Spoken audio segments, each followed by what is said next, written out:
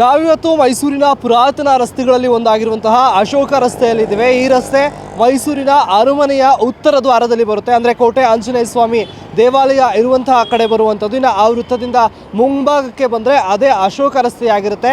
ಸಾಮ್ರಾಟ್ ಅಶೋಕನ ಹೆಸರನ್ನು ಹೊಂದಿರುವ ಈ ರಸ್ತೆ ಸಾಕಷ್ಟು ಪುರಾತನವಾಗಿರುವ ರಸ್ತೆಯಾಗಿದೆ ಮತ್ತು ಈ ರಸ್ತೆ ಸದಾಕಾಲ ಬ್ಯುಸಿಯಾಗಿರುತ್ತೆ. ಅಂದರೆ ಸಾಕಷ್ಟು ವಹಿವಾಟುಗಳು, ವ್ಯಾಪಾರಗಳು ಈ ರಸ್ತೆಯಲ್ಲಿ ನಡೀತಾ ಇರುತ್ತೆ. ಆದ್ದರಿಂದ ಈ ರಸ್ತೆಯನ್ನು ಗೋಲ್ಡನ್ ರಸ್ತೆ ಅಂತ ಕೂಡ ಕರೀತಾರೆ.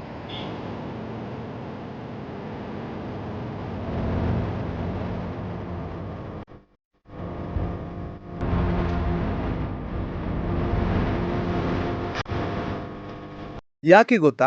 ಮೈಸೂರಿನಲ್ಲಿ ನೀವು ಬಂಗಾರ ಅಥವಾ ಬೆಳ್ಳಿ ತಗೋಬೇಕು ಅಂದರೆ ಮೊದಲು ನೆನಪಾಗೋದೇ ಈ ಅಶೋಕ ರೋಡ್.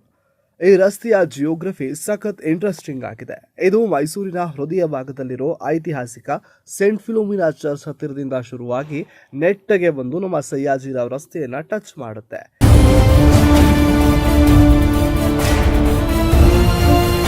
ನೀವು ಇಲ್ಲಿ ನಡೀತಾ ಇದ್ರೆ ನಿಮಗೆ ಮೈಸೂರಿನ ಹಳೆಯ ಕಾಲದ ಬಜಾರ್ಗಳ ನೆನಪಾಗುತ್ತೆ. ಇಲ್ಲಿನ ರಸ್ತೆಗಳು ಸ್ವಲ್ಪ ಕಿರಿದಾದ್ರೂ ಇಲ್ಲಿ ನಡೆಯೋ ವ್ಯಾಪಾರ ಮಾತ್ರ ಕೋಟಿ ಕೋಟಿ ಮೌಲ್ಯದ್ದು. ಈ ರಸ್ತೆಯ ಪಾರಂಪರಿಕ ಸೊಗಡು ಅಂದ್ರೆ ಇಲ್ಲಿರೋ ಹಳೆಯ ಕಾಲದ ಜ್ಯುವೆಲ್ರಿ ಶಾಪ್ಗಳು, ತಲಾಂತರದಿಂದ ಚಿನ್ನದ ವ್ಯಾಪಾರ ಮಾಡ್ಕೊಂಡು ಬಂದಿರೋ ಫ್ಯಾಮಿಲಿಗಳು ಇಲ್ಲಿದ್ದಾರೆ.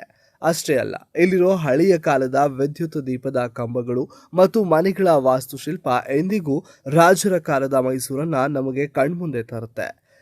ನೀವು ಇಲ್ಲಿರೋ ಯಾವುದೋ ಒಂದು ಸಣ್ಣ ಗಲ್ಲಿಯ ಒಳಗೆ ಹೋದ್ರೂ ಸಾಕು, ಅಲ್ಲಿ ನೂರಾರು ವರ್ಷ ಹಳೆಯದಾದ ದೇವಸ್ಥಾನಗಳು ಅಥವಾ ಮಳಿಗೆಗಳು ಸಿಗುತ್ತೆ.